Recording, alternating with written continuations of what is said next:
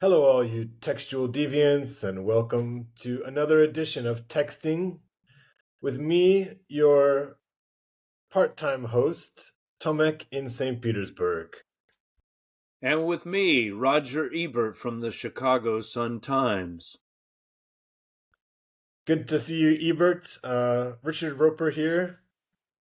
I think I work for the Tribune, if I remember correctly. And I think I'm still Okay, alive, whereas you are now I've watching been dead for a films. while. Yeah, you're watching films in purgatory. Is Siskel still around? Ah, that's a good point. Because it was Siskel and Ebert, and then Roper and Ebert, right? I don't know. Do you remember this guy, Roper, I'm talking about? I know the name. I didn't know he was affiliated with Siskel and or Ebert. Yeah, But but now that you say it, it's funny that you would think since Ebert was the one who passed, that then, like, Ebert would have needed the replacement.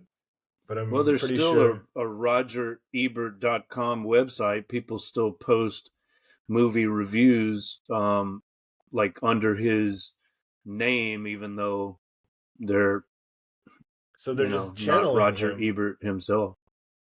I don't know. Like they still, I think I'm all of just his joking. old reviews are still on the site. No, that's very true. I like his reviews in general. I would say, like, Yeah, yeah. I that's mean, that's for, why I'm that's why I'm impersonating him now. sure. But maybe we should explain why we're adopting these movie review personae. What's going on? What's our Sure. text? So this is season 3, episode 6, and we are doing a fairly belated review of the Oscar-nominated Past Lives. I think it's safe to say that you and I are not exactly like on the pulse of new releases when it comes to films, despite both of us being fans of film. And even we could consider ourselves cinephiles, I think, to some extent, but maybe we're not necessarily, yeah, keeping up, as I said. So we could have released this kind of review earlier, if if our main priority was timeliness. But it was nominated for the Oscars, as I said, and didn't win. But even it being nominated for Best Picture, um, I found fairly surprising after watching this film. I came into it with fairly high expectations. So maybe that was to its detriment as well, as far as the experience of watching. Maybe increased my sense of disappointment, I mean. But yeah, this film was suggested by my private student, and I say suggested, not recommended, because she felt similarly disappointed afterwards. So I didn't feel too Mm-hmm. guilty about shitting on her suggestion slash recommendation. Oh, are But we already giving it 2 thumbs down? exactly. But there were aspects of the film that both you and I enjoyed, and so for me, it was just a very 3-star movie rather than a 4 or a 5-star movie. And I maybe hadn't thought that's about the 5-star ranking, but yeah, 3 seems pretty fair. so. I don't think I'd go higher than that, and I Yeah, could maybe go lower. yeah, 2.5. I mean, 2.53. Yeah, yeah, something like that. But well, the important thing for us is that it deals with Dehanmenguk, our I wonder how that yeah, will come off our in the readers' headphones or the listeners' yeah, pretty headphones. pretty loud, I imagine. Of course, we're talking about South Korea, which is well, it's my second homeland, I guess you could say. I now have a third here in Taiwan, but I feel a lot of different things about Korea. I met some of the most important people in my life. You, for example, Thank you, a thank you. friend of show, Maria S., so many others. My Believe brother it or not, Stefan, I had like Lionel. a vivid memory of Ken a couple days ago. So there's another name to Yeah, shout out, for yeah, better or worse. We yeah, salute you, Ken. My yeah. favorite thing that Ken said was, yeah, that the reason that he lost his hair, he told people that he was chased by, was it elephants? A rhinoceros, I think. Yeah. So he used to tell people that was the reason he lost his hair, which later we found out Hey, was not true, right? he's the first person I know that had the Jada Pinkett Smith disease, alopecia. Ah, okay. So, I respect. said Jada Pinkett Smith, Yes. GI But anyway, Jane, as Chris Rock called her. All right, another let's random focus. memory related Focus. to Ken. Sorry, last memory is just Yeah, when he got his first Korean girlfriend, and he used to remark about how soft she was. Just her skin is so soft. That really thrilled him. So okay. just Well, the thing that he mentioned to me that he liked so much about her is that she allowed him to sodomize her. So thank you. I guess the soft skin was also a plus or a He tells me bonus. different things, because I'm the Yeah, angelic one, and right. you're Gamora. I'm the dirty dog. Yeah. All right. Well, I just I don't know. I mean, it's been 15 years since I left Korea. I do want to go back. Me too. As I say, I met many wonderful people there and some not so wonderful people. Um, I reinvented myself there as we all do throughout life, but that was a very important reinvention for me. And my first year there was, I still think that may have been the best year of my life. It was amazing. Of course, Korea also broke my heart in many ways, which is why I left. But very important to my personal and spiritual and artistic development, I suppose. I should know this, but So I can't remember when we met. Was that your first year? no, that was my second. Okay, my I'd second as already been well. there a year. Yeah, Mm, okay. yeah. And of course, we've in these episodes we've often alluded to our magazine and cultural movement Yeah, co-reality. sure. One of these days we will do an episode on that, but of course that was all based in Korea when we were there. Yeah. And I should also Tomek and shout I out published a magazine. Christy. She's a great, faithful listener to our show. My sister Hanya, who was with us for one of our important years in Korea. And I think even Daniel Dredger deserves a shout out Oh, oh, does he? for, Okay. well, particularly on an episode that's focused on film. Dan was a huge Korean film buff before any of us went to Korea. And I remember he used to kind of host film nights at his dad's house or mom's place in Phoenix, Arizona.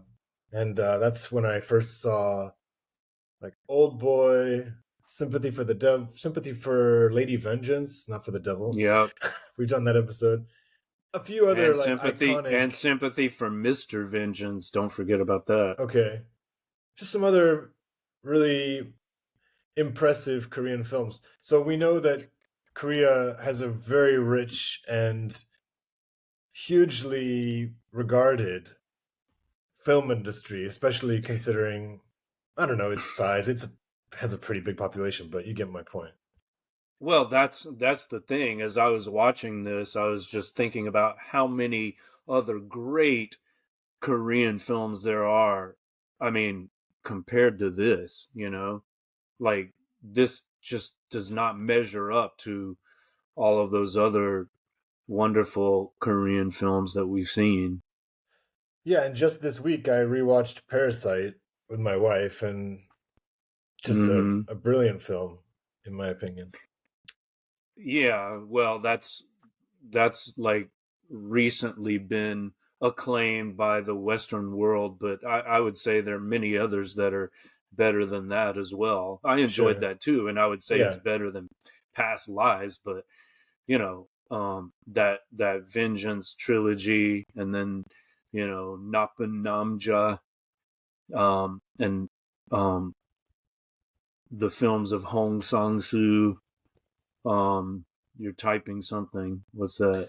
I was gonna cheat and see what other Korean films I could name off the top of my head, but I'm just gonna look like an ignoramus. So some of them made it to Netflix, like The Host, Snowpiercer.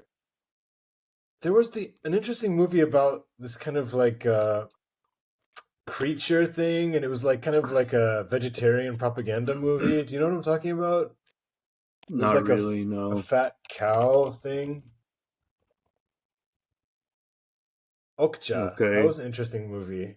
I I could think I recommend heard that. about that one. Okay. 2017 sci-fi action adventure film directed by Bong Joon-ho. So yeah, he Okay. did Parasite. Um, but yeah, Right. Well, all of this is to say that we both greatly admire Korean cinema, but right. we don't recommend this as like the best example of it. And I mean, to be fair, maybe it's not. Maybe it's Korean American or Korean Canadian Exactly. I mean, cinema, I right? hesitate to Like, even put it in the Korean film category. yeah, It's Korean American, I would say. yeah, Korean North American, I guess. But anyway, we'll explain what we mean as we get into the film. And let's talk first about the cast, since it's basically about three people. Um, it's the eternal triangle. You've got Greta Lee, who apparently is a Netflix star in her own right, and this Tall Yu, um, who we know from the Russian film that we watched in season 1 or 2, Lieto, right? Yes, that's right. And I'm glad you This pointed is that the out because I didn't notice that. I didn't realize that. So very yeah. This interesting. is he played Victor Soy, Soy, the right. rocker that was a member of the band Kino. Interestingly enough, right? That's Kino right. movie, and then here he is in all of these movies. He's a, a film actor himself. And then there is an unknown guy named Can I John just shout something Magaro. out really quick, just that you might be interested in? I'm looking at Mm-hmm. his filmography, and he was in a film 2022 described as a neo noir romantic mystery film produced and directed by Park Chan Wook. Isn't Park Chan Wook?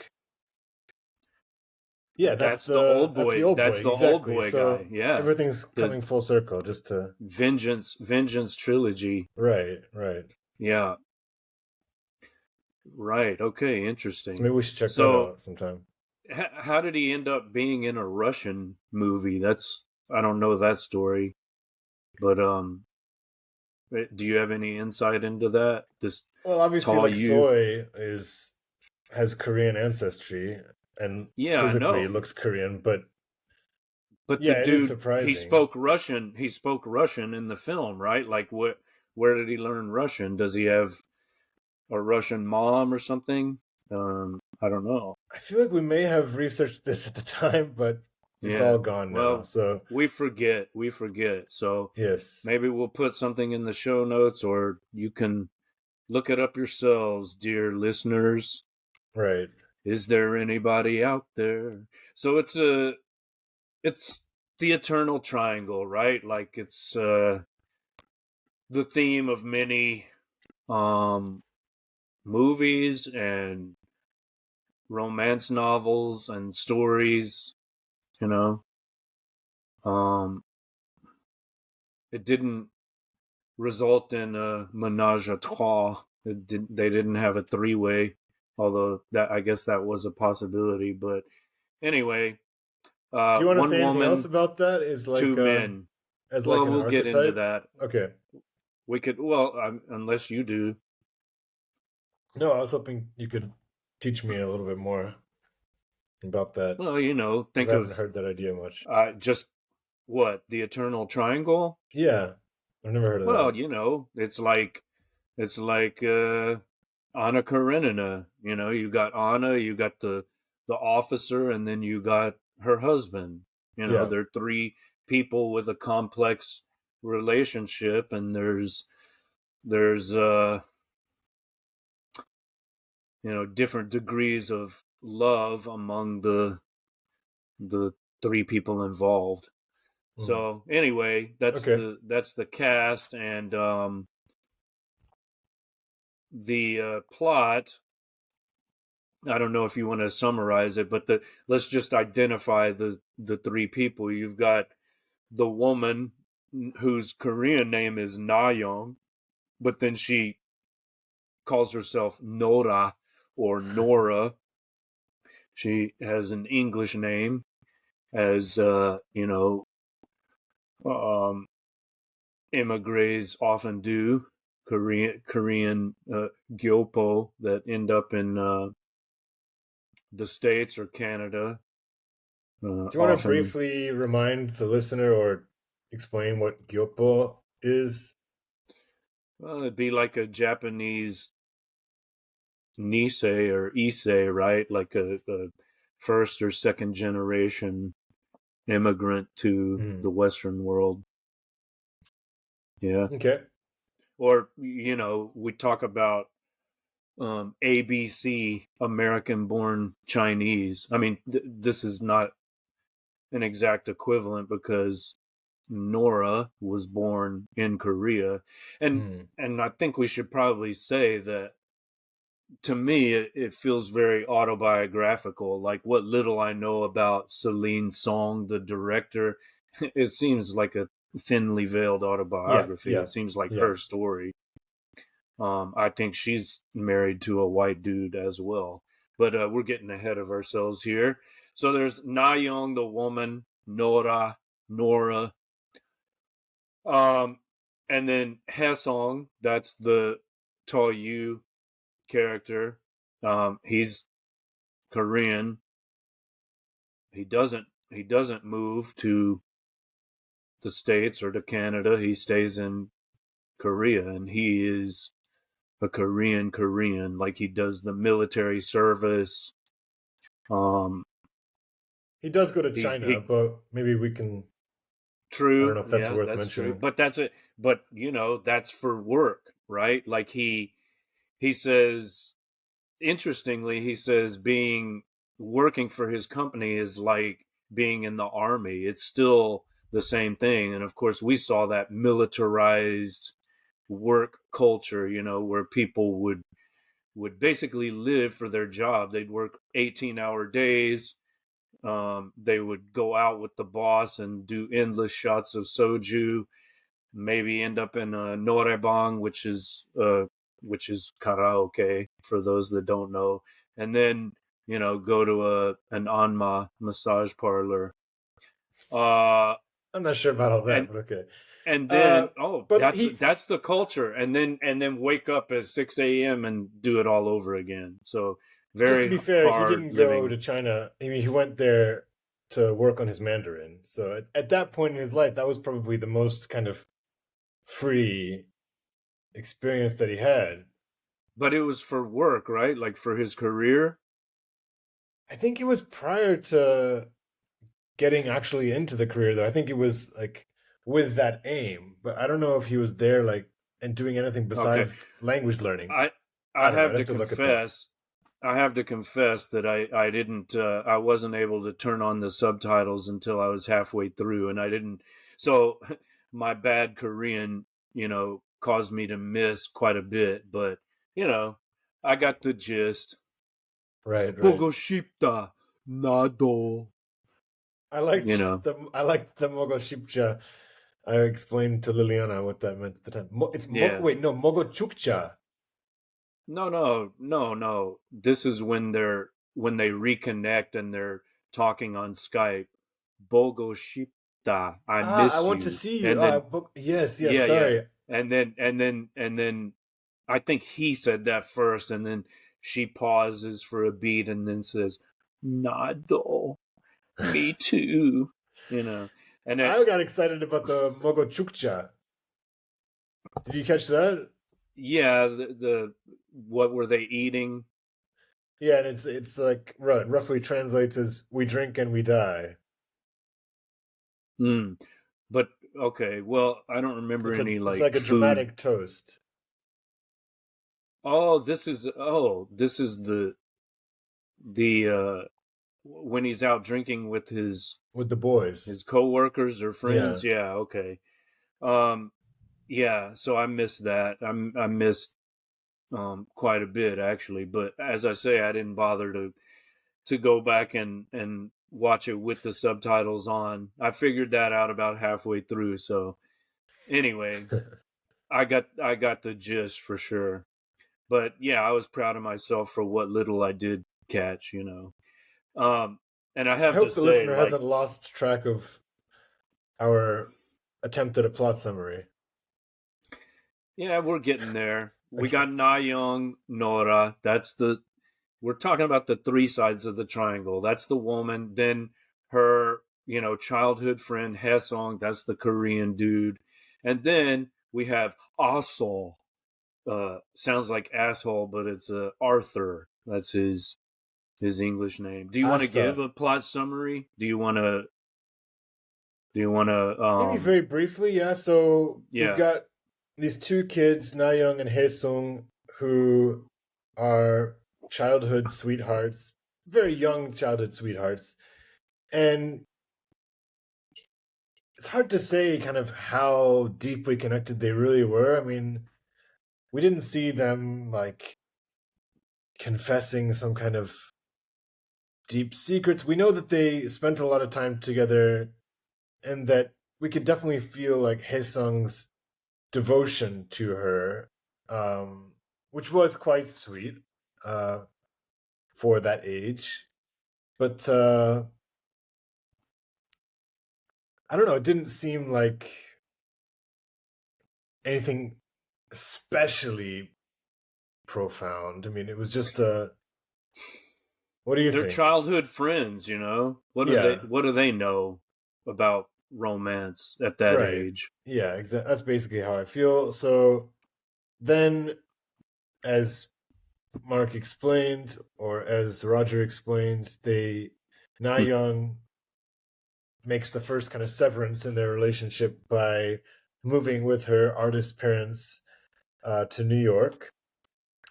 And then we They go get to Canada first, right? here it says New York, Okay. but Uh, I think you're right. Yes, you're right. They go to Canada. Nora ends up in New York, where she studies, or she's trying to make it we're given a as a great writer. synopsis here. Yeah. Okay, so the point is that the movie then skips ahead 12 years, which Mark will talk about that number 12 in a little bit. And they're living their own lives. His Sung, as we mentioned, has finished his military service and he decides to, on a lonely night of soul, to do the old Google your ex friends thing. Which, again, going back to 12 years old, I go back to high school when I'm in those weird moods. I don't usually go back that far, but okay, let's keep an open mind. He finds her on Facebook, and he's basically able to coordinate a Facebook Live or a Skype session. So Nora is open enough to it, and we get this second chunk of the film where the viewer is supposed to appreciate the fact that they've made a strong connection and they are constantly talking via video chat. But doesn't she reach out to him first? She finds him on Facebook, right? Well, no, look again. Again, it says she discovers that Haesung had posted that he was looking for her. Oh, So he okay. made the initial, and then yeah, she facilitates it. Okay. That's, Let's I not, guess, yeah, one let's of the not focus parts I on that. missed. Yeah, they find each other. They have what, about a year and a half of this video relationship, something Yeah. like that.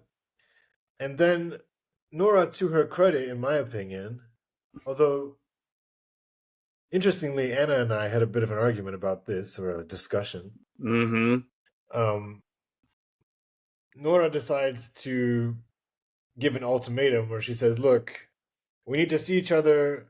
That's how I took it anyway. We need to see each other, or I'm going to like close, close the door on this relationship and focus on my art because it's becoming kind of a distraction for her. Where I interestingly, like Anna reacted and said that she couldn't understand why that was necessary to demand a rupture there. For me, though, I was completely sympathetic. I thought there's the limit to how long you want to have this kind of virtual relationship, and yeah, and this he didn't seem like I thought if Haesung was really that serious, or if either of them were really that serious, they absolutely need to just see each other. Like it doesn't matter if you need to go to China to study Mandarin. So basically, at Mm-hmm. that point, they both had different commitments. Haesung was planning to go to China for the Mandarin language exchange, and Na Young had received a scholarship to a writer's retreat upstate New York, right, or something like. Is it upstate New York? Yeah, I think so. Well, see, I realize now I was so uninterested in the details that I didn't even go back and like watch this part with Fact the English check. subtitles Uh huh. and figure out what was going on. It was clear enough. Like she cut it off. Like to me, as I was watching it with just the Korean, it seemed like um pretty brutal. Like the dude was wrecked, and she was like forcing herself to do it. I'm not disputing the reasons, but I'm a both and kind of guy. Like I don't see why she can't get on with her life, even have a boyfriend, but still talk to him. Like I'm fine with that. But she's probably thinking, she's very goal oriented and career focused, and she's probably like, if you're gonna be my man, you're gonna have to do this and that. And I don't No, know. I He don't take it that way. In I like fairness, he's totally. probably got similar ideas about the role of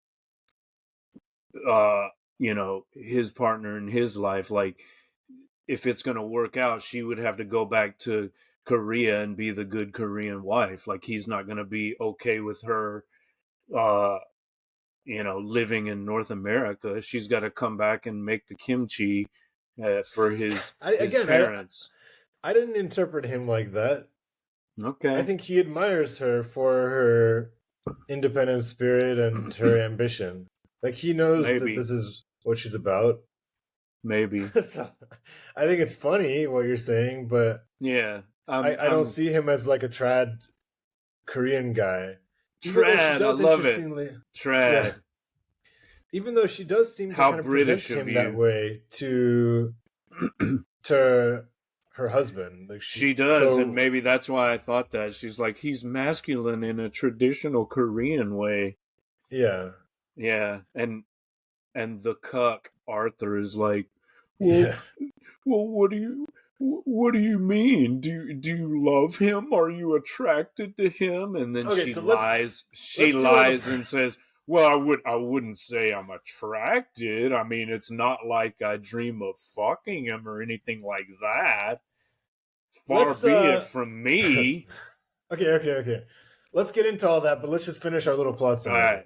All right. Plot summary. So So, yeah. the point is, Anything else? she cuts off the relationship. In my opinion, Yes. she was right to do so Mm-hmm. because I don't think it's that easy to actually juggle multiple relationships, and Mm-hmm. not with the intensity that they had. And I don't think he really would have It wanted takes to just be practice, some kind but of yes, yeah, I exactly. understand. So at the writers' retreat, she meets a fellow aspiring writer named Arthur Zelinsky. Is that right? No, sorry, it's Zelensky. Zaturansky, Yeah. and I a think this is Jewish our guy. best episode yet. Well, that was an intentional mispronunciation, but Mm. yeah, and they have the right setting for a love affair. I mean, they are in a very scenic setting with lots of free time, and so it's not a huge surprise in a way that a couple could connect in that environment. So we understand that she gets married. How happily is debatable, but I would say that they're a pretty happy marriage. I don't see any major issues. They maybe don't have that much passion at this point, like 7 years later or 12 years later. But in my opinion, they're pretty functional and supportive relationships. So that's happened. Meanwhile, let's move on with the slide, and so I Mm-hmm. can use that as my crutch. So now we get another jump, the final 12-year jump. Mm-hmm. And this is where the film approaches ridiculousness to me. Like I was totally okay in terms of just like believability, I guess, or credibility for the first two sections. If we're just talking about plot, but the idea that so Haesung is now single because he broke up with his girlfriend, and he decides to go to New York. I don't think does he announce. I don't think he tells her before he actually goes there that he's going. But he's looked her up, obviously. And does he just? Do you know whether he told her that he's coming? I don't remember. Okay, I think that's unclear. But he goes to New York. His friends kind of give him some shit about it, but he decides that he needs to see her for his conscience or to just achieve some sort of peace with his mind, right? About this like unresolved relationship. The weird thing for me is that he knows that she's married, and for me, like, I don't think he should be messing with that situation. Like, and I can't understand how he can justify that to himself. I don't think it's very gentlemanly, even if we can debate what is a gentleman and ideas of chivalry and valor, but yeah, I A just think it's kind of gentleman. creepy. Exactly, I just think it's kind of creepy. And can you But take over from here? Inyon, Yeah. Can you take Inyon. over as far as like, can you finish the plot from there? Oh God, where are we? So he goes to New York, Yes. and they meet. First, they meet alone. The two of them have like a day together. They go to the Statue of Liberty. Um, Was that their first date, the Statue of Liberty? I don't know, man. They ride the subway. They go to the Statue of Liberty. It's kind of like a New York Woody Allen kind of vibe. They're just hanging out in Manhattan. Uh, It's so he funny goes too to that see Arthur the then says, right, he's never been there. right, and then she's like, "Didn't I go there with you?" And he's like, "Nope, I don't think so." So then Yep. you wonder, did she go with some other dude? You But wondered that. oh yeah, because I'm a dirty dog, as I said. No, I'm not saying Uh, that. well, it's fine. Okay. I accept that label. Cancel me. Cancel me. Um, where are we? So they have their time together alone, and then he Hesong goes to their house. That is Nora and Arthur's well, flat. And then, Invited. yeah, he's invited, and Arthur knows about it. Arthur has agreed to it. And he greets Um, him with that cringy Korean. yeah. Oh my god. This. 안녕하세요. And then, of course, the obligatory, Oh, oh, you speak 한국말, Korean! but he says it Ah, in Korean. 한국말 잘하시네요. you speak Korean! That's just what I always heard Oh, when I would you're say one doing word in accents. Korean. You're doing accents now. Oh, you speak Korean very well! You're gonna get canceled now. Oh man, I hated that reaction when I would just say a couple words. But it's very believable, very realistic. How many times has that happened to us? You know. Well, that's what I'm Ah, speaking from experience. 한국말 잘하시네요. I'm speaking from experience. That's the only reason I can do that accent Of or do course, that of impression. course, of course. You're still canceled. Yeah. But then Arthur asks, "So, what do you want to eat?" And instead of samgyeopsal or some Korean food, he says, pasta." And then they go to an Italian place, and there's a chat. It's the three of them at first, but then it just becomes like a Korean chat between the two native Korean speakers while the white dude just sort of observes. And it's interesting because the first scene of the film, I thought this was an interesting device. I didn't love it, but I like how two unseen people are talking about the three of them, right? Like, who do you think they are? Yeah, Are that they that all was co-workers? Are that they? was cool. Is it? I think the white dude is married to the Korean girl, and then the Korean guy is her brother, and then someone, I don't remember if it's the man or the woman.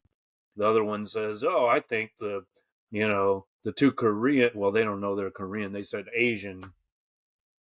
The Asian guy and girl. They're married, and then the white dude is like." What did they say? A coworker, and then they said, "Oh, or maybe he's their tour guide," and then, "Oh, that's ridiculous. They're all drinking together at 4 a.m. or whatever." Yeah. Anyway, well, if they're Korean, they may very well be drinking at 4 a.m. Hey. Real talk, real talk. And then, how do you want to wrap it up? I mean, it's very emotional. They part for what may well be the last time, although I don't think so. Then she goes home to her white husband, her Rice King, and falls into his arms sobbing. Crying, yeah. So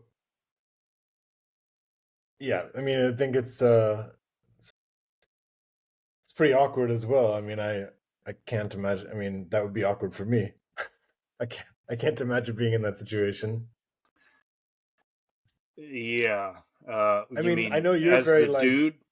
yeah. I As mean, the for dude? example, you're kind of preaching a more liberal perspective on love. It seems to me, right? Like you, but on the other hand, would you like to be in his shoes at that moment? Oh, hell no. That's the thing. Exactly. So you can't have But it both ways. what do you mean I can't? It Well, I all mean, depends on expectations and communication and what the various people involved agree to. Like, he agreed to it, so it's fine for him. That doesn't mean it's fine for me. I'm just saying, let's not be judgmental. Let's try not to be jealous. But are you gonna tolerate that kind of thing? Like, if I were in his situation, I'd certainly want to know, like, what's this about? You need to meet this guy? Why? What's going on? And then, my you point is know, that earlier on you were saying like, oh, there was no reason for her to cut off the relationship. She could have got a new boyfriend, and so you were saying like she can have the multiple lovers there. did she do that? Did she do that? Did she tell him uh, Arthur, that is, when she met him. Oh, I had this intense connection with this guy in Korea and I broke it off. I mean, if she did, then fair play to her. But I got the sense that she didn't even mention it until the guy tried to, get in touch with her. No, my And point is that you were advising her rather than cutting off the relationship initially. if You were saying, if if she's open about it with the new person, if she informs the new guy, hey, I have this intense inyon connection, and we'll yeah, explain what that means later, with this, oh God. childhood friend, and if the guy's okay with it, that's fine. Maybe he says, well, I'm out, I'm not interested in that, you sort that out Yeah, with him first, and then we'll start. But I got the impression she never told him, and then he reappears in her life, and then she's like, oh, I want to see him again. At that point, I would be like, what, how can you have never told me sure. about this before? I'm I your, mean, you say I'm the most important person to you, or after all, did you just marry me for a green card because I fit into your plans? Like, I'm a writer, you're a writer, and you thought it would be better for your career to get a green card from a white husband, but we have a love match with Inyon too. Like, that's the part I would want some clarification about. And maybe there's a perfectly reasonable explanation, but I would just, personally, I would not want to be like in a committed relationship if I were not sure that I was like the number one person and in I her think, life. yeah, I mean, I think the main point that I'm trying to get across is that neither of us would especially like to see our partner sobbing because she's just parted with someone who Yeah. has this, they have this, you know what I mean? That's not gonna. So, and on the other hand, though, I just do want to say, like, I mean, maybe I can save this if you want, but Arthur's reaction, I think, can be argued, and let's do the, we can do the both and, but, on one hand, he's like such a cuck, it's like hard to watch. Yeah. And on the But other on the hand, it's on like, the other, that's he's not jealous, and so that shows strength of character, exactly, and that's my he's only point. Is, and he's, yeah, right. and especially as a writer, maybe he's tries to be a little bit more Yeah. like open to how relationships work, and Yeah.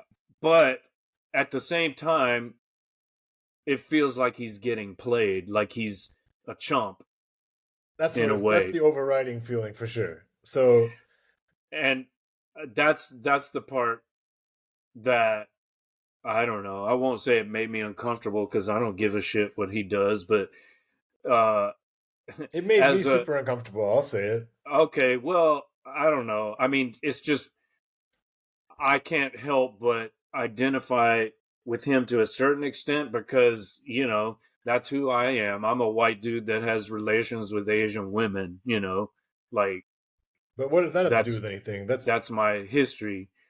Well, I don't because think that that's the is significant thing. I think the significant thing is his his part in this triangle, which for me is like, doesn't okay, really, but his race is but not that there important. but it is. There are cultural issues going on as well. She's kind of struggling. Like, her choice, in a way, is a choice between cultures. Does she want to go back and be the traditional Korean ajumma and housewife, and or does she want to be like the go getter Western woman? I think she's already so westernized, though. I mean, I don't really. She could never.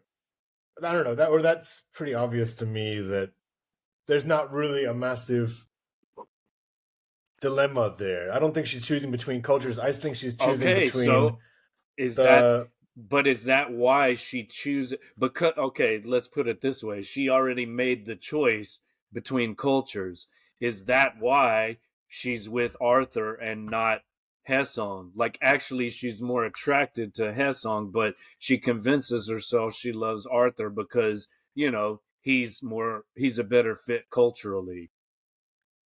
Maybe, but also the Haesung thing is just.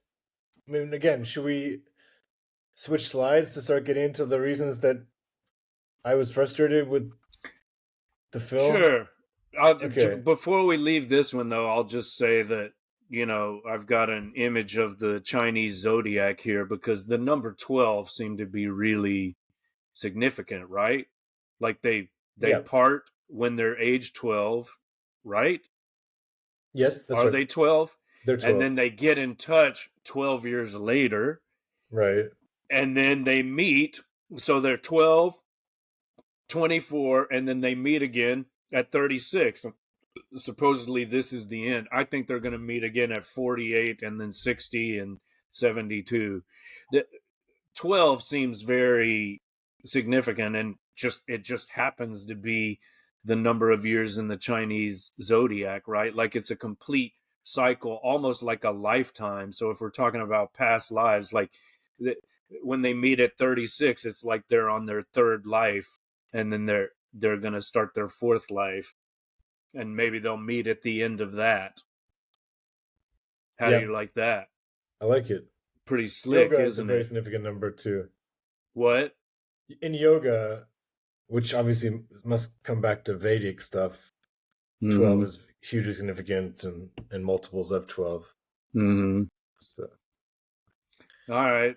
Um, so this is I guess, a review that you it's an found. I'll excerpt let you. from a review that. So I got on Rotten Tomatoes after watching, and this movie is obviously like a critic's favorite, which made me question all of the whole critic community. But I it had think like a there, I think there are reasons for that. We'll get into, okay, but it has a 94% rating on Rotten Tomatoes. So there were a few of the greens and I was just looking again, maybe just to confirm my own biases, which is a bit unfair. I wanted my echo chamber, but that was like how I was getting my relief after the film. So yeah, this is from one of the few critics who also felt a bit jaded about the film. And a dissenting opinion. yes, and so I'll just read this excerpt. Yeah. It's fine for a movie not to spell everything out. In fact, it's preferable. But in past lives, Nora's opacity left me uninvolved at times. Was she just waiting for this earnest guy to head back to Seoul so she could have an artisanal beer with her husband and get back to work? Or was she mentally packing her suitcase and composing a farewell letter? While everything looked perfect and lovely, I wasn't sure how much Nora cared, and that made me care less.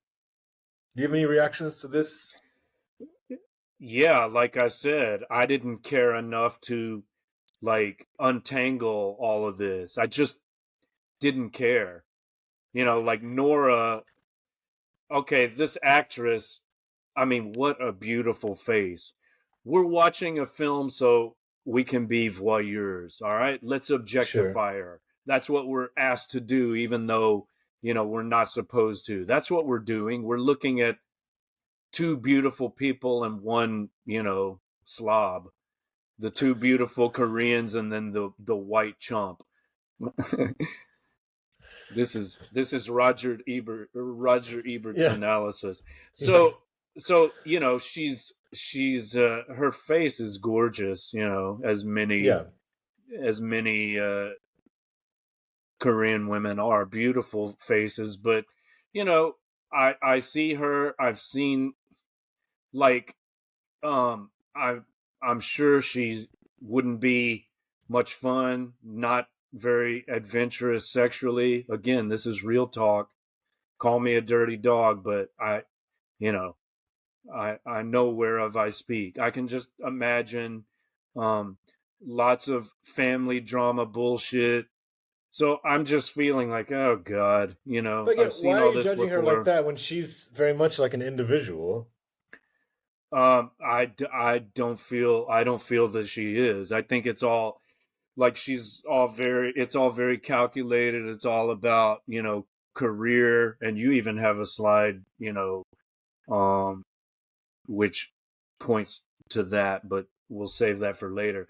I just think it's all like part of her program, and at the end of the day, like even her career ambitions are all about making mom and dad proud. Mom and dad are artists themselves, so she's going to be a great artist too, and bring glory to the Moon family. I And think that's a bit harsh, I know I'm but being harsh. I'm that's I'm okay. I'm playing devil's advocate. Uh, and I think there's you know, some truth in what you're saying. I just think it's a bit sure, harsh. yeah, I'm being unfair, but as I say, Korea broke my heart in many ways, and so I Let it feel out. Let it out. entitled to make my complaints. Um, and I don't know where I'm going with this. Like, I wasn't interested in her. Really, I wasn't interested in any of the characters, to be honest. Like, I'm not interested in her. I don't find her like an intriguing, beautiful, mysterious, amazing feminine presence.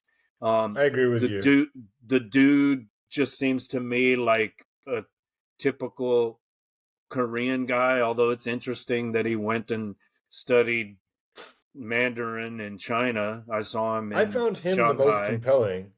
Okay.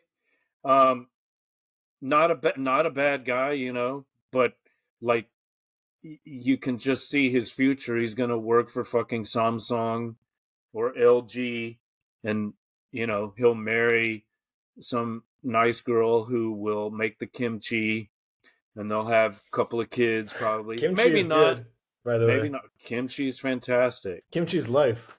Yeah, and then probably the least sympathetic character is Mr. Arthur Zelinsky.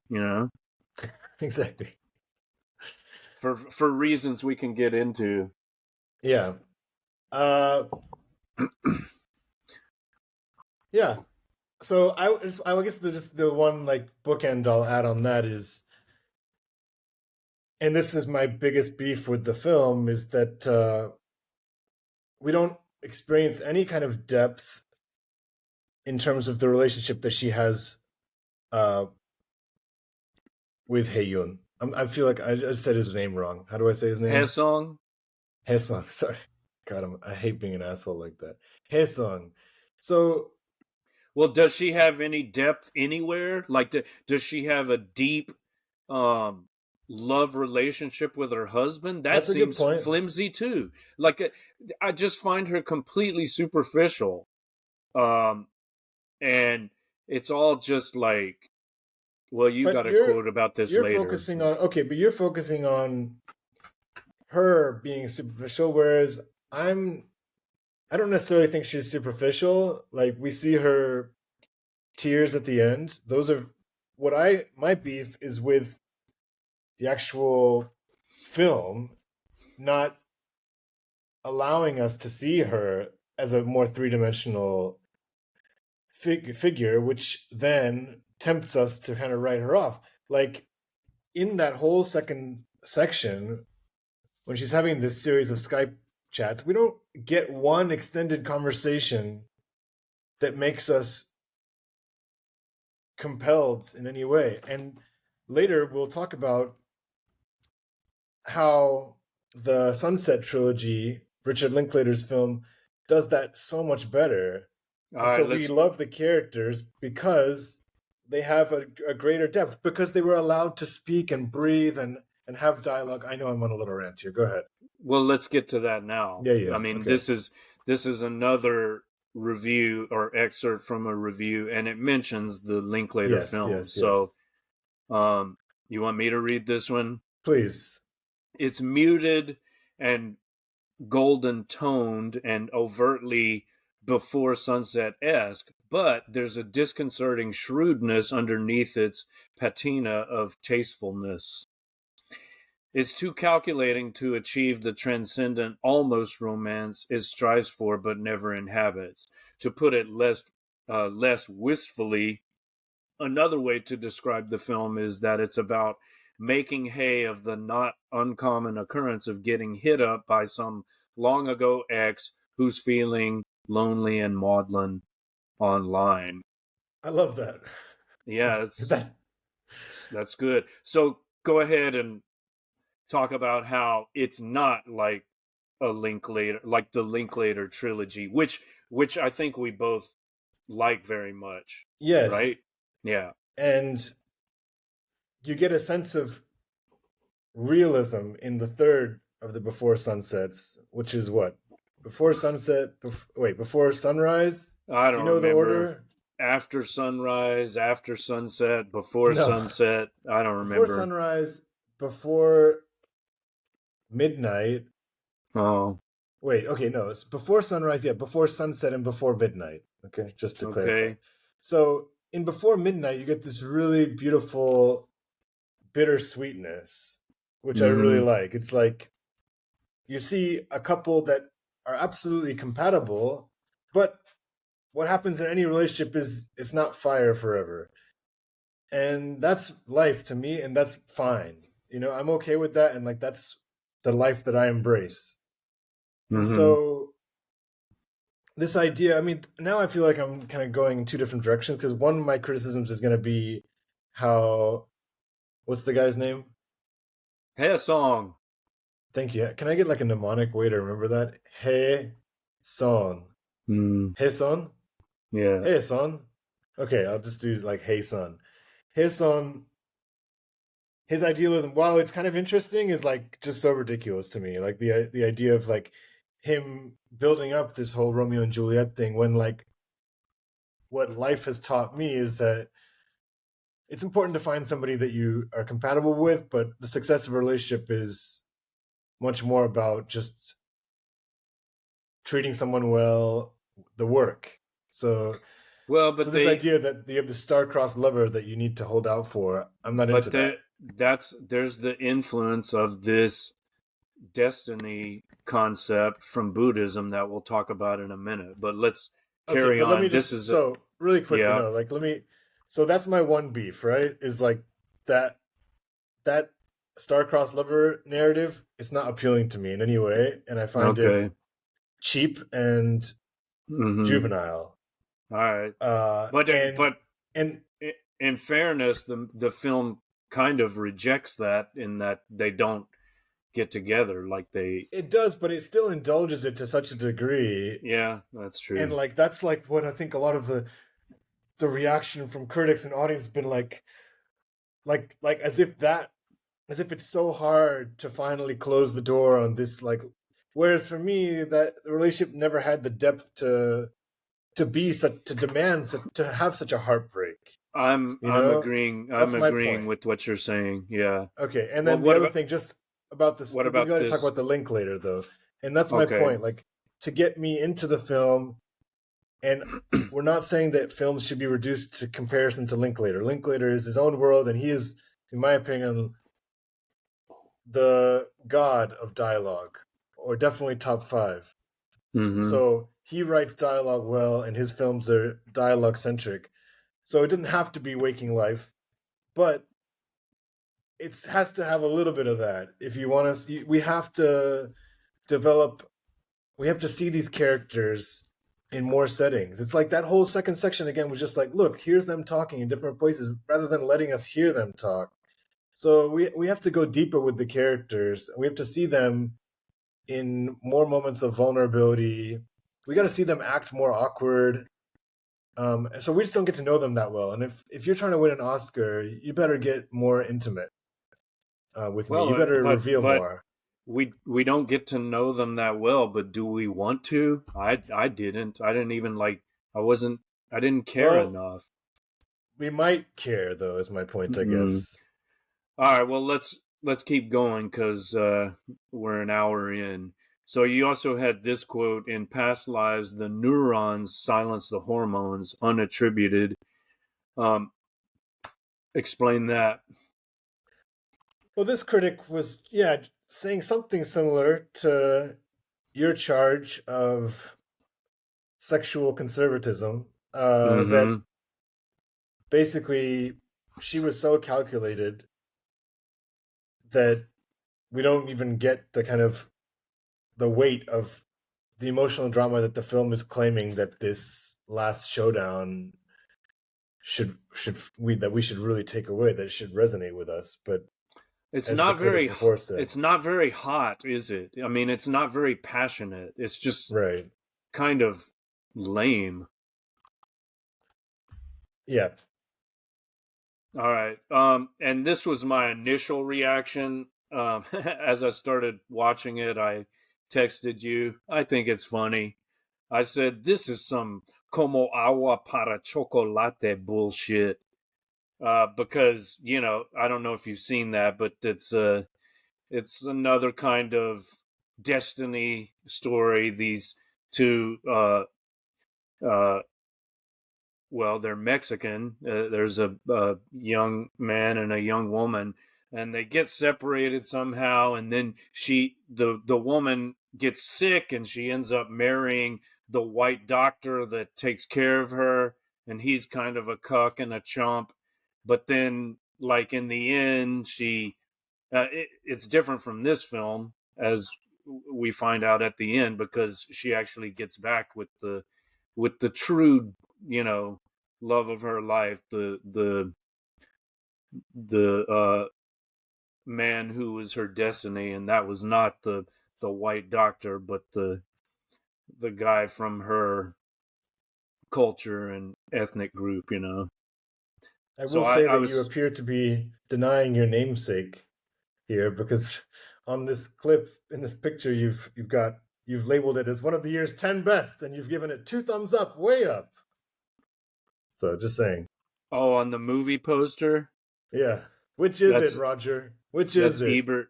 Oh, I'm not saying the film was bad. I don't even remember it. I think I saw it when it came out, but Okay. um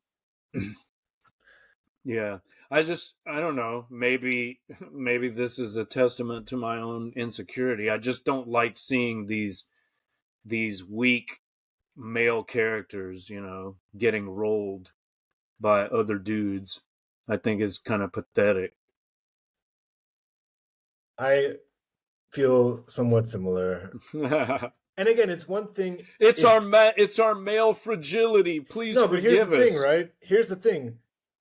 If he's gonna like allow her to do her thing, that's only strong if he then doesn't like dissemble in private with her.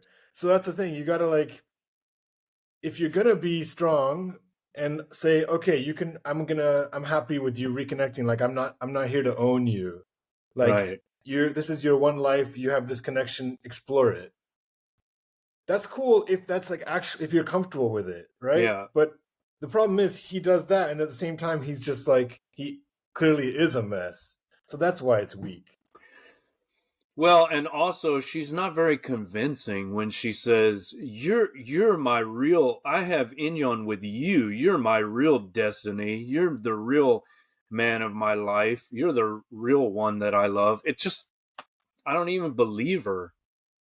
Like I said, it just seems like he fits into her program better. But maybe that's just me. I'm just a patriarchal asshole. I don't know. And I'm gonna suspend judgment. what other charges could be levied against me? I'm ethnocentric and phallocentric and yeah, whatever. Cancel me. I welcome it. All right. As I say, this is our best episode ever. So here are your thoughts. Go ahead and read these. These Okay, are. I kind of It looks like they're just random impressions, but they're good. yeah, I So. extracted this from a voice note that I shared Mm-hmm. with Joe, a friend of the show, Yeah. who hasn't seen it and was relieved that I didn't like it, because he said none of his friends liked it, and he Right. said I would have lost respect in his eyes if I had liked it. So he said it tongue in cheek, but yeah. So I just said he was very monotone. It tried to deliver an emotional payoff that it never really earned. Everything I've already kind of stated, but I'll just read through it again so people can quote it later. We never really Mm-hmm. experienced moments of meaning from the relationship. I can't get swept away by the yearning for your 12-year-old romance narrative. I just couldn't take the premise seriously. It felt heavy-handed, overwrought, and took itself very seriously. Yeah, not much to argue with there. This quote was interesting. I'll let you explain it. Because Koreans don't win the Nobel Prize for Literature. Yeah, so if my memory serves me correctly, hey son, uh, it works. Then I'm on a device. Um, he kind of, yeah, he just asks her. I think it's in the 24-year-old section about like why she had to go to North America, and her response was because Koreans don't win the Nobel Prize for Literature. Mm-hmm. Take it away. Well, in this slide, we have a picture of our friend, and we can call him that because we met him in person. It's the And great drank with Korean, him.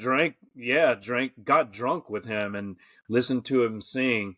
The great Korean poet and Buddhist monk and drunkard, Goen the Great. Yes. And he's been nominated for the Nobel Prize for Literature, and I hope he wins it one day. But why do you think she says that, Ms. Nora? Like, is that? Come on. Well, there's a grain of truth to what she's saying. I mean, as you said, Go hasn't won the Nobel, and she's saying like, my art has a look. She's just got an Oscar nomination. Like, if we're Mm-hmm. talking about this as an autobiography, like, what are the chances? The top Korean filmmakers. Well, I guess Parasite. What did Parasite won something, didn't it? Yeah, but Did it win yeah, Best Picture? I think so. Best It won foreign Best Picture film. 2020. Yeah, no, it Okay, also won Best Picture, so that's massive. But but what does that have to do with literature? Film is something else, and this character, isn't she like a playwright? I guess it's she's because a she's a playwright. playwright, so she wants to be like the Korean, Canadian, American Harold Pinter or something, winning the Nobel Prize for her plays. Um, I don't know. I mean, you scoffed at this quote. For me, it was like, I don't know. I guess it just talks about this burning ambition again, which is I'm not not. really I'm not becoming. scoffing, But and I'm not hating on her ambition.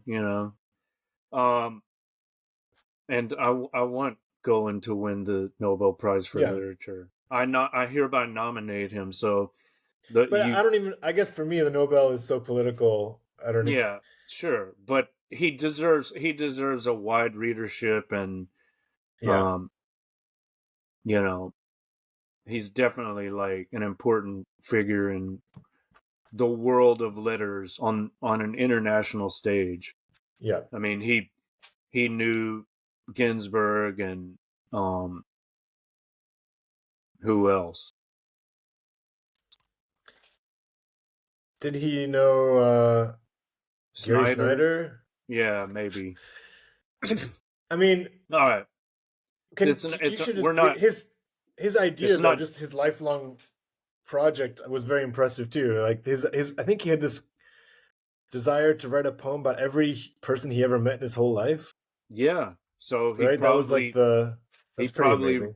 he probably wrote one about each of us after We got to find hanging it. out with us that night. Yeah, that's the Maninbo project. 10,000 lives. Like, Mm. yeah, he wanted to write, it's an epic poem. He wanted to write something about a poem about every person he ever met in his life. I mean, he is just, how old was he when we met him?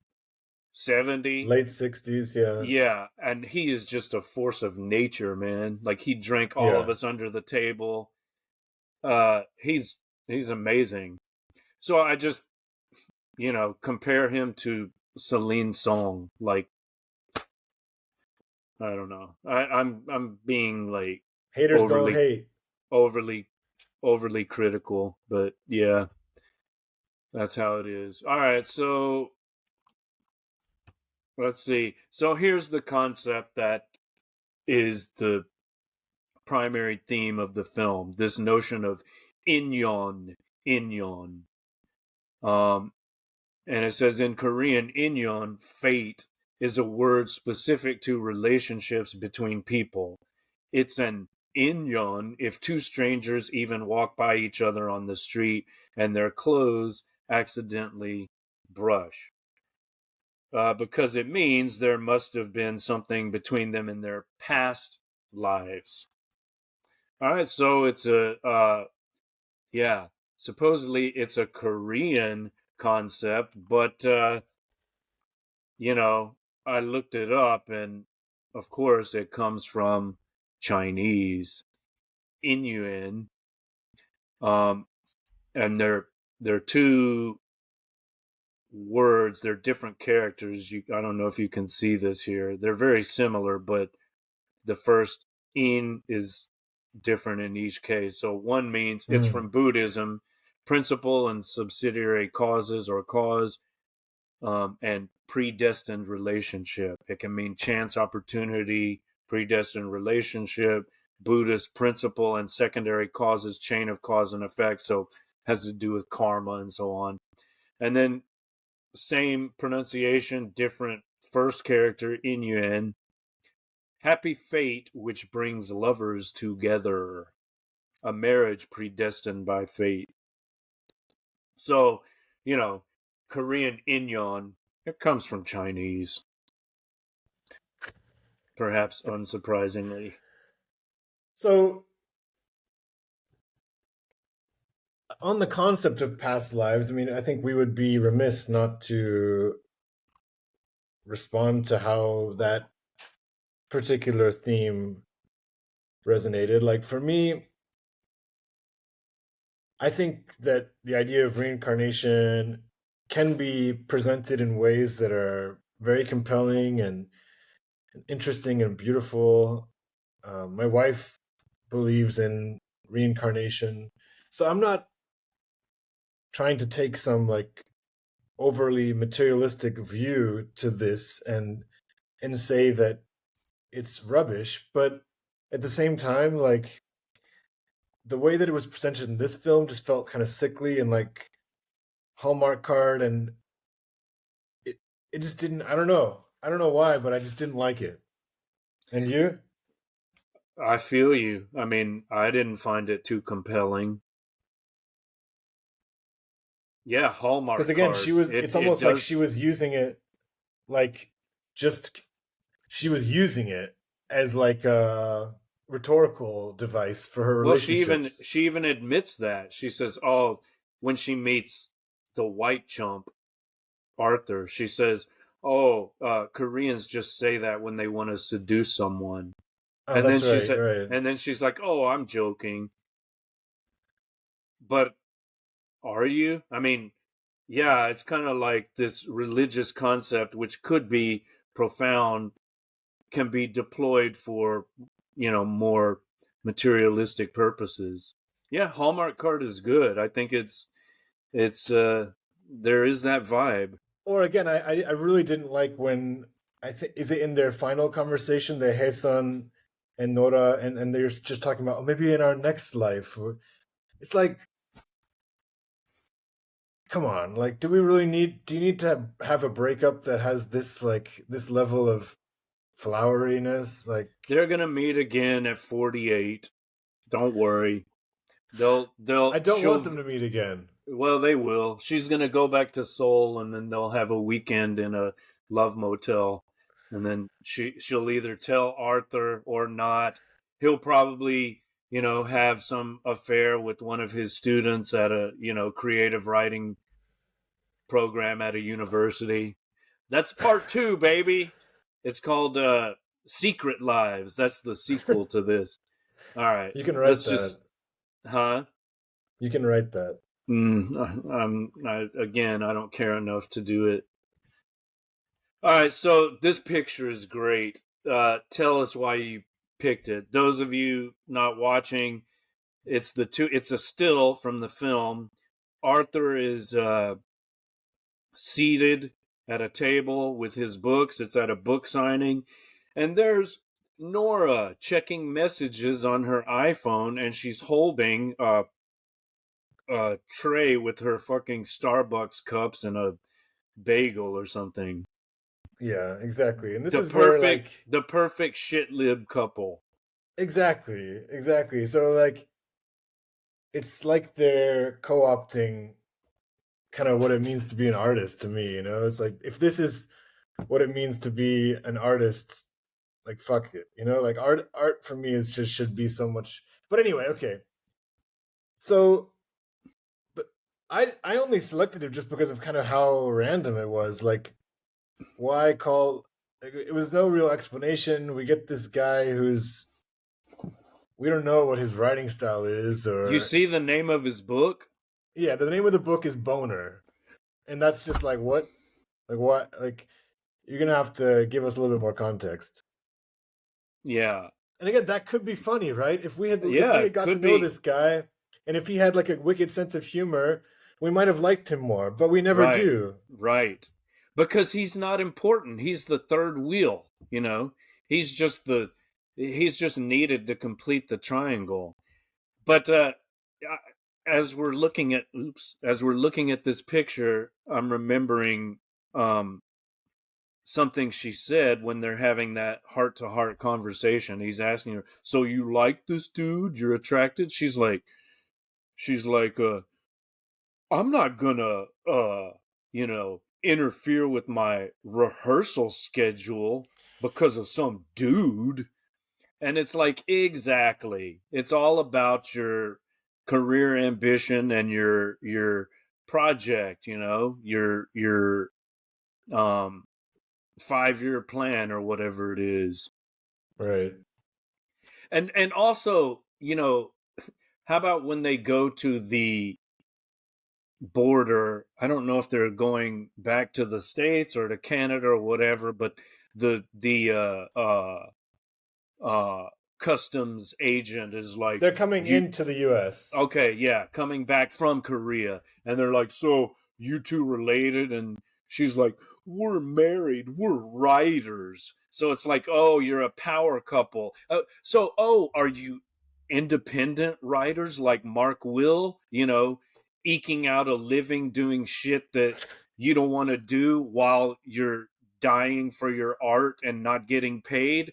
No, of course not. You're a successful New York playwright, and your husband has a book deal because you both went to some writers colony. You probably got an MFA in creative writing. Your professor introduced you to an agent. You played the game. You went through like the creative writing pipeline. You did your time. You didn't upset anyone. You didn't post something on Twitter that got you canceled, and here you are. So you can do your clever little New York Times Atlantic bullshit.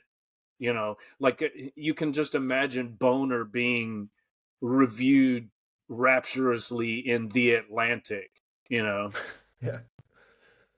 You I mean, feel it. You know I exactly what I'm talking 75% about. agree with you. I 75% agree with you. What Which explain the 75% is pretty 25? good. Explain the 25 you don't agree with. Well, first of all, I wanted to do an I wanted to do an MFA. Like I think there are worse things to do, and I think there are worse. I think there are a lot of cool creative writing teachers, and so I mean that would be like where my main bristle points are. Is like I don't see Mm-hmm. anything. A lot of people will sacrifice financial security to do their MFA, you know, and they will end up living very lower middle class lives, and but they've dedicated themselves to creative writing, and a lot of creative writers are cool, but D not they're not necessarily the I New York. Y. DIY. Indie. Yeah, but you still get paid by the system. Well, what do you mean? Like who like your 9 to 5 is still affiliated with a larger power system, right? Yeah, but it's like that. Orhan Pamuk quote, which actually was featured in one edition of Co-Reality. It's like the artist should practice his art. The artist should support himself by other means so that when he practices his art, it's not influenced by financial concerns. And of course, you can say, oh, you're just jealous because you don't have the same setup they do. And okay, maybe to some extent that's true, but the way they, like, how do you think this I happened? get Like, it. I get it. I don't. As I said, I don't like this representation of artists. yeah, I'm not saying you, even though I said No, I'm just you. saying it also makes me wince. Like All right. this So it version. sounds more like more like 85 or 90 than 75, but that's okay. That's all right. All Okay. right, so explain the next picture, which is hilarious.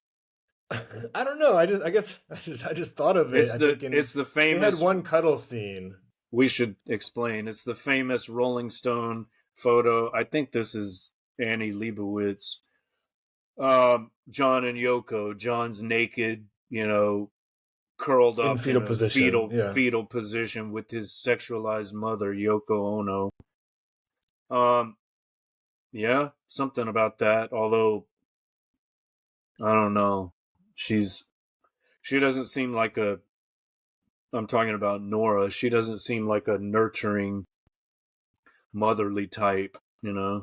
Doesn't Yeah. seem like she can give much comfort to her partner. Let's go on. Yeah, okay.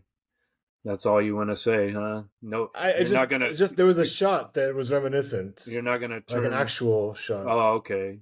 We should have put those side by side, but I didn't Yeah. see the still. I thought you were gonna refer people to my song Rice King, but okay. I'll put a link in the show notes. Okay. Self promotion, baby. See, that's what we have to do. We DIY people who didn't go through the MFA program. That's what we have to do. We have to But you got an pimp MA in ourselves. classics, Yeah, well, that's not a route so to. that's what gives you the moral superiority is choosing classics Yes, over creative that's writing. right. That's right. That's why I'm morally superior. I'm virtue signaling now. I'm a better person than them. Yes, and if you believe that, then you just don't know me. All right. And this is your slide. Normie. I don't even need to ask for an explanation, but go ahead and explain anyway. Well, yeah. You said you don't need to have an explanation, and basically we've already, I think, very much defined how this film, for me, just felt like the story of normies, and I don't want my artists being such egregious normies.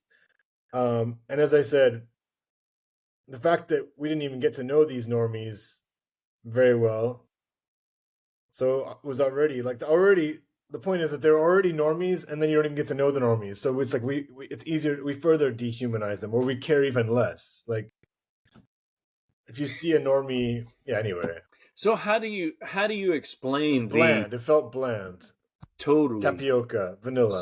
So how do you explain the overwhelming, you know, success of this film and the critical consensus 94% favorable? I mean, what is it that the culture needs from this film? Like, why at this time is the culture promoting this as like one of the best films of the year? Like, why? Well, do you want me to say like because I don't like I like kind of riding the fence when it comes to the whole like woke versus anti woke Mm, debate because I'm usually uncomfortable with the other extreme as well. yeah. So if you want me to say something like identity politics, I'll let you say that, and I will. You know how I like to kind of just play the field and get everybody to love me. So if I stay quiet, maybe I won't alienate any of my fans. Oh, okay. So why don't you tell me why you think it's had such Oh, resounding acclaim. I'm just raising the question. I'm Why just does the asking questions. why exactly? Why does the society value this? I mean, I think I've already touched upon it. Forget about all the diversity, equity, inclusion factors, but it's just like, you know, apart from the cultural signifiers, they're just like shit libs, you know? It's like they're Yes. So I think it's both, right? It's like it's we're not hearing from Black Revolutionary Report. This is like it's the perfect mix of the minority plus the establishment. And yeah, that's why it's like they're not challenging the status quo. I mean, uh we don't know. That's the thing. Like we don't even get what's dangerous about these people? Like is Boner a pornographic novel or is it transgressive? Is there anything that wouldn't be, you know, approved by people who like Saturday Night Live and, you know, all those mainstream entertainments? yeah, I think that's right. And I think that lack of danger is concerning for a film. I mean, it was not the word's not necessarily concerning, but yeah, it's why should we be watching this kind of thing? And I feel bad because I know people liked it and I'm not saying they shouldn't like it, but you know, I have to share my honest opinion. I just, uh, as soon as I started watching it, I groaned. Actually, I groaned when I saw the trailer, but it had some redeeming features. It got better as it went along. And of course, just the Korean nostalgia awakened in me was worth something. But why don't you explain this picture? It looks like La La Land. I don't know why you included that. That's a musical, right? I never even saw it. Okay, well, I just want to find just because you started speaking about like the privilege of this film and that kind of tone, and there was a Mm-hmm. pretty cool review I also read by David Walsh for World Socialist websites, Oh, and interesting. yeah, I don't know, just a couple quotes that I could pull up very quickly. Um, the headline is neither the road taken nor the one not taken is all that intriguing. Um, so that's definitely relates to what we've been saying. And Mm-hmm. it goes on to say this is not a bad film, but it is an intensely and conspicuously middle class film. Yep. In an interview with the Hollywood Reporter, director Song asserted that in previous times, to move to another town, you'd get on a horse. It used to be a lot harder to be mobile, but now we have more mobile. Now we have become more mobile. And of course, we all have professional pursuits, and a lot of our professional pursuits require traveling or moving to a new place. Blah, blah, blah. And it says, ultimately, it says, this is a film for and about people who are shifting geographically or occupationally from one portion of the middle class to another. And so I think a lot of these critics, if you're working for the establishment, it's like it's connecting. But I don't know. It just he then brings in Gaza, which you could say is maybe a bit maybe too hyperbolic, but yeah, he just says that the fact that they're kind of focusing. I'm doing a shitty job of explaining this article, but it ultimately says their story is a bit boring. However, this is what the critics love and admire at present. It is what a portion of the independent film industry tends to be built around: the small likes and dislikes of sections of the upper middle class, who are also influenced and affected by great events, but would rather not think about them at this point, who would rather vigorously distract themselves with problems of personal identity of various kinds. Past Lives speaks to this mood. I think we have our explanation right there. Now we're already like an hour and a half in. We need to wrap this up. Why La La Land? What's this about? Well, it's another vacuous. Is that how you Mm-hmm. pronounce it? It's Yeah. another vacuous film with a similar, almost identical plot line that the critics loved. So Emma Okay. Stone and Barbie boy, I forgot his name. Ryan Gosling. They, yeah, Ryan Gosling. They have the love affair, and then they end up choosing like career. She gets married. She's in a happy marriage, and then they have like one reuniting where they kind of like Uh, envision everything happening, but they go back to their conventional lives. But I also just okay. didn't really like it. Yeah. Okay. I didn't Yeah, see it, and after hearing your description, I'm glad I didn't. So, exactly. just a quick uh, comment on the umak, the music, and I've in parentheses here, I've mentioned diegetic and non-diegetic music, which is an interesting distinction. I've got a picture here of Leonard Cohen because there's a scene where the parents are listening to Leonard Cohen. So that's an example of that's an example of diegetic music.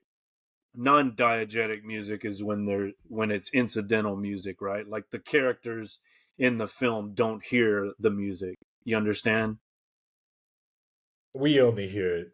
Yeah, the audience hears it. It's not part of the story. That's the Right, right, difference. okay. That's Uh an huh. I always get those two confused, but there is some diegetic music in this film, and it is Leonard Cohen. But you were saying something about the soundtrack otherwise, like the And I feel a bit non-diegetic guilty music. because, yeah, after watching the film, and maybe I would have paid more attention in hindsight if I had read this comment ahead of time. But Christy, friend of the show, Christy just mentioned that the person who did the score is like someone that she is a big fan of. So she hasn't seen it, but she was looking forward to seeing it, and that was one of her main reasons. So Okay. perhaps certain aspects of the film that weren't front and center, like I think some of the shots were quite nice as well. Mm-hmm. So there were certain, and maybe that would add up to the 3 stars. Mm. Yeah. But yeah, she said her favorite musician Daniel Rawson and his buddy Christopher Bear made the score for the film. Okay. So Her that's the, favorite. Wow. Okay. yeah, interesting. Well, can we go 3.5? I don't think so. No. No. All right. So your final comment was he basically fucked with her mind. Hesung fucked with Nora's mind. See, I would put it the other way around. I think she fucked with his mind. But Okay, okay. make your argument. I don't care enough to do that. It's just a feeling. Okay, well I just felt again that it's just like I would not be in his shoes like messing around with someone who's married. I would just get over my childhood infatuation. Yeah, but as we mentioned before, right? Like we've seen how school um like elementary school classmate relationships are very important to some Koreans. Like that bond is considered by some to be extremely important. I know that Well, from then that's personal something maybe experience. that I could be accused of being ignorant of. And so if that's the case, then that's an interesting thread. You said we've seen before. Did we talk about that? My You, friend Fred is the one who pointed it out to me. He's like, have you ever noticed that, like, some Koreans, they get when they're drinking late at night, they get really sentimental about their school classmates. It's like, oh, I remember Hesong from first grade, and that's like there's something cultural about that, which maybe we can't. I mean, well, you we know, did just dedicate a show to high school friendship. I So, know, but this goes back further. This is like hmm, childhood, not even hmm. high school. So that's and I think that's when I first mentioned it, right? Like there's a and I said I to me that is just like totally foreign. Like I don't feel that kind of sentimentality. But maybe it's the soju that triggers all that. I don't want to devote too much time to that, but it's a cultural characteristic that my friend Fred pointed out to me, which is maybe more Korean than it is North American, but Okay, whatever. and They I guess fucked a with each final other's parting minds and their own and my minds. parting note to kind of absolve myself a little bit of some Mm-hmm. of the things that maybe were a bit unfair is I'm not claiming that this film didn't connect with many people. Um, Mm-hmm. and I can appreciate if it did. You know, this could be someone else's lived experience.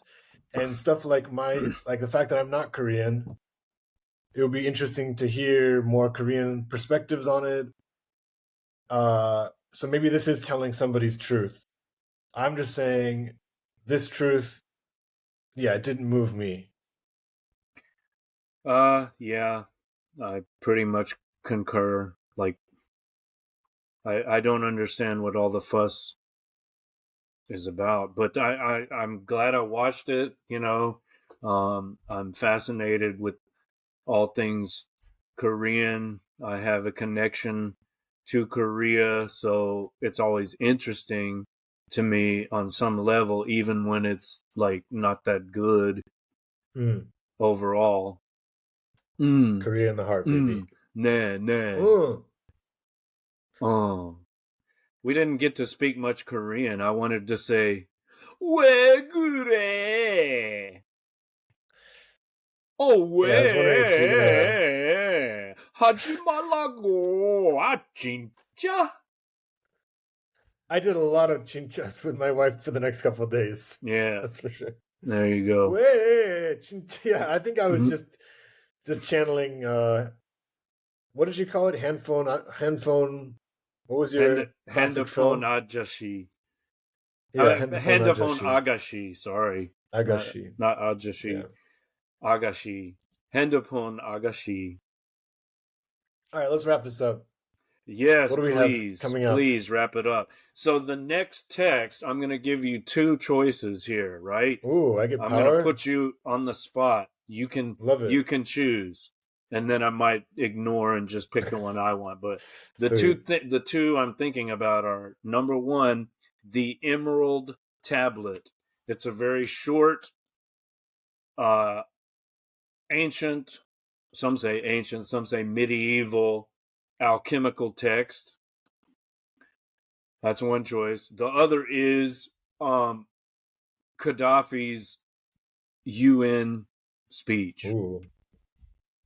So either of those two Both have grab their you. appeal. On the one hand, We'll do I both don't mind eventually. taking okay, on the one hand I don't mind taking breaks from politics.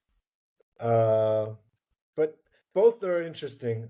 So I'm All right, gonna let's wave leave it. the Let's leave it to our engaged viewers. let's do it. Let's Which would you like online poll. next? Yeah, I'm gonna tweet it. I'm gonna do a Twitter poll. Would you rather hear about the Emerald Tablet or Gaddafi's UN speech?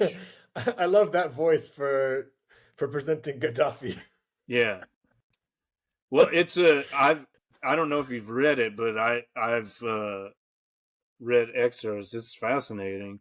We'll I do have a both feeling I know eventually. where he's going to be going. You know, he's going to be Sure, making some sure, compelling anti-West argument. sure. Yeah. Before he got the bayonet up the ass. Hey, it's come Exactly. full circle. We talked about Ken's uh, interest in sodomy, and then Gaddafi got sodomized with a bayonet by Hillary Clinton and her gang of criminals. So Yeah. we'll see. We'll see. Anyway, let's remind people that they need to follow us and support us. Like, share, subscribe, download, and all the rest. I'm at Mark Will Wright. That's WRITE.substack.com. Tomek is TomekB.substack.com. Subscribe to my YouTube channel. That's at Mark Will Wright, WRITE. This has been Texting Season 3, Episode 6, if I'm not mistaken. And we'll see you next time. 안녕히 계세요. 안녕하세요.